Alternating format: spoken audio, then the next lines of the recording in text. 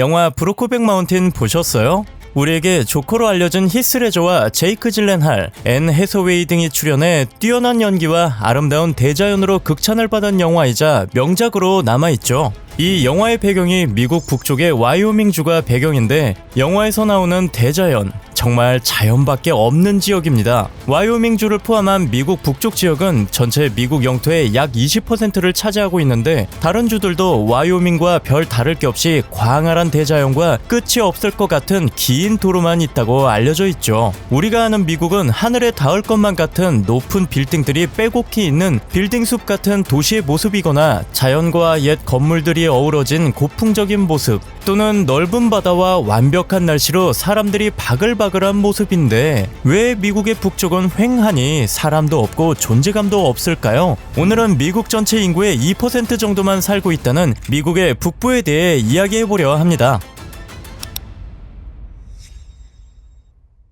미국의 총 인구는 약 3억 4,181만 명으로 세계 인구 순위 3위이자 영토는 세계에서 네 번째로 큽니다. 미국의 영토보다 2.8배 정도 작은 세계 인구 1위인 인도는 세계에서 일곱 번째로 큰 영토에 비해 인구는 무려 약 14억 4,171만 명이라고 하니 그의 미국은 엄청난 영토 면적에 비해 인구수는 매우 작다고 볼 수 있죠. 미국은 흔히 천조국이라고도 불리며 이름처럼 군사력은 물론 정치, 기술, 경제, 문화 등 거의 모든 분야에서 전 세계에 엄청난 영향력을 행사하는 명실상부 최강대국입니다. 미국이 최강대국이 될 수 있었던 이유 중 하나는 지리적 우위를 가지고 있기 때문이기도 한데요. 러시아, 캐나다, 중국은 영토 면적으로 나란히 세계 1, 2, 3등이지만 넓은 면적에 비해 쓸모없는 땅이 많은 반면 미국은 석유, 천연가스, 풍부한 광물 자원은 물론 씨앗만 뿌려도 농사가 되고 땅의 회복력도 높은 지구 면적의 오직 3% 정도라는 이른바 축복받은 땅의 약 47% 정도를 가지고 있습니다. 가만 보니 흠잡을 데가 없는 땅인 것 같은데... 그러나 어디나 단점은 있는 법. 아니, 다 가지면 너무 불공평하잖아요? 미국에도 축복받지 못한 땅이자 존재감 없는 곳이 존재합니다. 미국의 영토를 동서남북으로 갈랐을 때 동쪽에는 수도 워싱턴 DC와 뉴욕주 등이 있고 서쪽에는 대표적으로 샌프란시스코, LA가 있는 캘리포니아와 라스베가스, 그랜드 캐니언이 있는 네바다주 등이 있으며 남쪽에는 텍사스, 애리조나, 플로리다주가 있죠. 살면서 한 번쯤 들어본 미국의 지역들인데 혹시 북쪽의 주 이름 아시는 분 계신가요? 아무튼 미국인들조차 그 존재를 잘 모른다는 미국의 북쪽은 전체 미국 영토의 약 20%를 차지하고 있고 몬태나, 와이오밍, 아이다호, 노스다코타 등의 주가 있습니다. 하지만 넓은 면적에 비해 북쪽 지역의 인구는 미국 전체 인구의 고작 2%인 엄청나게 낮은 인구수를 가지고 있는데요. 그 중에서도 인구가 가장 적은 와이오밍주의 인구는 약 57만 명으로 가장 인구가 많은 캘리포니아주의 3,920만 명 인구와 비교했을 때 엄청난 차이죠. 이는 우리나라 서울시 강서구 인구와 비슷하고 멕시코의 수도 멕시코시티에 살고 있는 미국인 수보다 적은 인구라고 합니다. 심지어 인구가 단 한 명인 도시도 있었는데 그는 유일한 주민이자 시장이었거든요. 시장엔 그 사람마저도 다른 지역으로 이사가면서 지역 전체를 경매를 내놓는 일이 일어나기도 했습니다. 인구가 가장 적은 와이오밍주의 면적은 한반도보다 약간 넓고 남한의 2.5배 정도의 큰 면적을 가진 미국 52개 주에서 영토 면적으로는 10위 안에 드는 주이기도 한데요. 한반도보다 큰 땅이지만 인구는 우리나라 제주도보다 적습니다.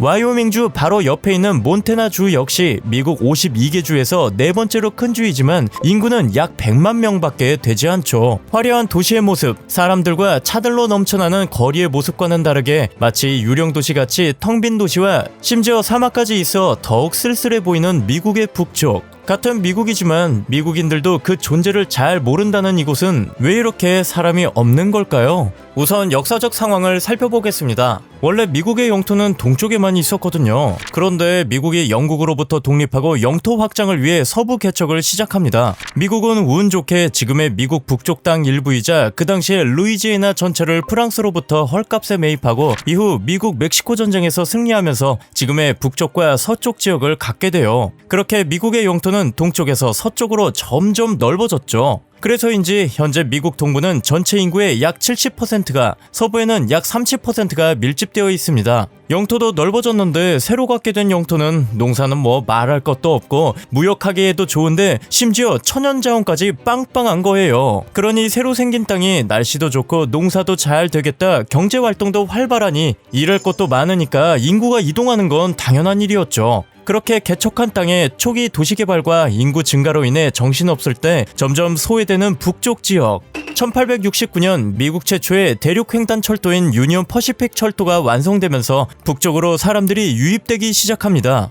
북쪽도 물론 축복받은 미국의 영토답게 농사도 잘 되고 석탄과 석유, 천연가스 등이 발견되어 산업화가 이루어지기도 했습니다. 하지만 환경 파괴 문제와 정부의 규제 및 비용 문제 등으로 더 이상 발전하지 못했고, 무엇보다 석유와 천연가스를 채취하려면 인건비나 설비 등 돈이 많이 들잖아요. 이미 미국 석유 생산의 대부분은 남부의 텍사스에서 이루어지고 있고, 계산기를 두드려보니 북쪽 지역에 돈을 쓰는 것보다 차라리 다른 나라에서 사오는 게 훨씬 경제적인 거죠. 게다가 1920년 후반 경제 대공황과 석유 가격 하락 등으로 인해 일자리 수가 감소하면서 많은 사람들이 떠나가게 됩니다. 현재까지 남아있고 북쪽 지역의 주요 산업이 되어버린 농업은 소수의 농민들이 넓은 토지를 관리하기 때문에 생산성도 낮고 규모도 작습니다. 그마저도 대부분 기계농들이기 때문에 딱히 사람이 할 일이 없으니까 사람을 고용할 일도 새로운 인구가 들어올 만한 이유가 없죠.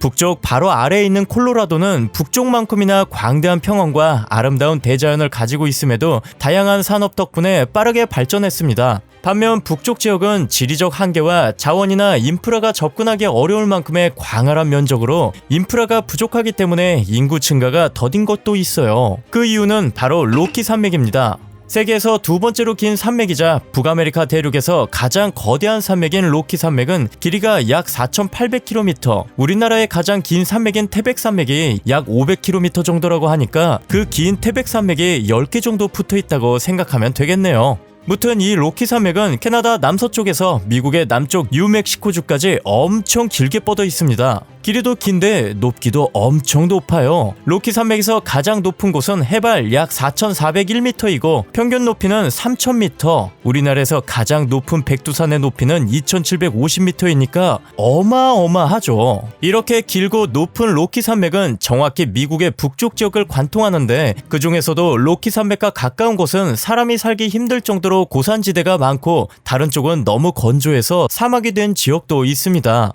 로키 산맥을 중심으로 상반된 형태의 지역이 생긴 이유는 치누크 바람 때문인데요. 미국 북서 태평양의 시조인 치누크 원주민들 이름에서 유래된 거라고 하네요. 이 치누크 바람은 유럽에서 팬 현상이라고도 하는데 우리나라 태백산맥과 제주도에서도 종종 일어나곤 합니다.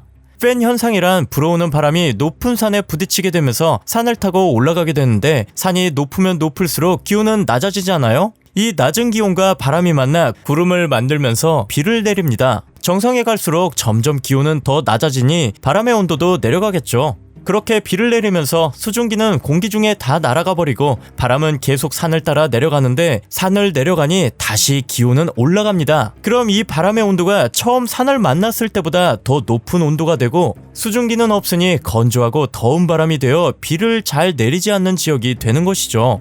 서쪽의 태평양에서 불어오는 바람이 습하면 얼마나 습하겠어요. 미국은 이 바람이 또 그 높은 로키 산맥이랑 부딪혔으니 강수량도 어마어마하겠죠. 강한 비를 뿌린 만큼 엄청나게 건조하고 높은 온도가 되는 건 당연한 일. 이런 팬 현상으로 인해 로키 산맥의 서쪽에 위치한 워싱턴, 오리건주 등은 미국 내에서 높은 강수량으로 손꼽히는 지역입니다. 반대로 로키 산맥의 동쪽 지역인 미국의 중북부 지역은 고온 건조한 기후로 인해 가뭄이 잦고 심하면 사막화까지 되는 등 사람이 살기는커녕 농사짓기도 힘든 땅 3분의 2나 됩니다. 거기에 캐나다와 국경을 맞대고 있는 노스다코타주와 사우스코다주는 북극 한파까지 영향을 받으면서 알래스카 다음으로 추운 주거든요. 그도 그럴 것이 가뜩이나 팬 현상으로 엄청 건조한데 한파가 내려와도 바람을 막아줄 건물이나 나무 같은 것도 많지 않고 토지 대부분이 휑하니 어디 살겠어요? 지리적 이유가 미국 북쪽 지역의 인구가 적은 큰 이유이기도 하지만 경제 기회와 일자리 및 인구 밀집 지역 선호 현상으로 젊은 사람들이 떠나면서 고령층이 인구 비중의 줄을 이루게 되는데, 이들의 정치적 성향조차 보수적이라 기존 사회 구조를 유지하려는 경향 때문에 새로운 산업과 인구 유입을 제한시키는 이유이기도 하다. 부유하다고 합니다. 인구가 적고 존재감이 없어도 법인세와 소득세가 없어 경제적 부담이 적고 미국 평균보다 높은 1인 GDP를 자랑하기도 하죠. 그중 노스다코타주는 마이크로소프트, 아마존 등 대기업을 유치한 뒤 2010년에서 2020년 사이에 인구가 15%가량 늘어났고 점점 증가하는 추세라고는 하지만 여전히 미국주 인구순위 48위입니다. 넓어도 너무 넓은 땅에 굳이 북부가 아니더라도 축복받은 땅이 80% 이상이니 미국의 북부는 더 매력도가 떨어지는 거겠죠. 그저 미국이 부러울 따름이네요. 오늘 영상은 여기까지입니다. 지식타임즈를 시청해주셔서 감사합니다.